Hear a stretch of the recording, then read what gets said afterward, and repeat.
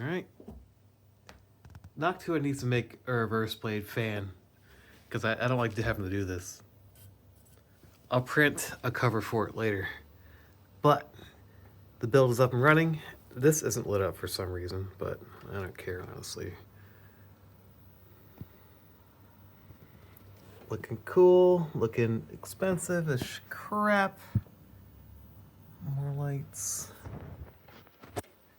I'm just doing the last bit of installs, and then I'll tidy up the cable management. It should actually be, cable management should be nicer this time around than it was last time. I like my danger. But yeah. Kato. I put the old stuff into here, and I'll turn that into a streaming device.